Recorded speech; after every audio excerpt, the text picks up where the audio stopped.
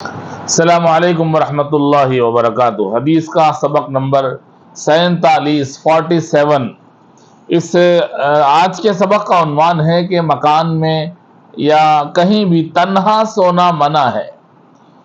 چنانچہ مسند احمد کی ایک حدیث ہے، کنز العمال جلد نمبر 19 صفحہ نمبر 258۔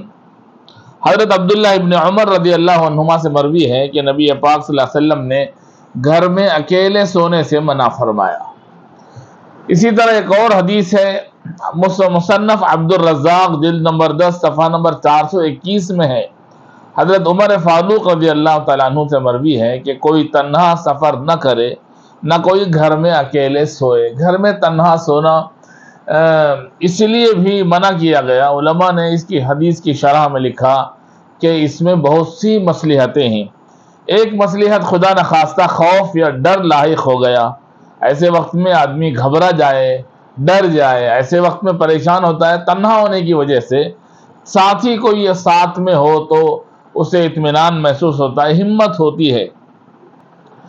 ایک اور چیز لکھی ہے کہ اچانک کوئی حادثہ ہو جائے یا طبیعت ہی خراب ہو جائے تو کون مدد کرے گا اور کون دیکھ بھال کرے گا؟ اس لیے ایک ساتھی ضروری ہے۔ اچانک بیماری آ جائے یا کوئی حادثہ ہو جائے، کوئی بھی چیز ہو جائے تو ساتھی ضروری ہے۔ تنہا سونے سے اس وجہ سے بھی منع کیا گیا۔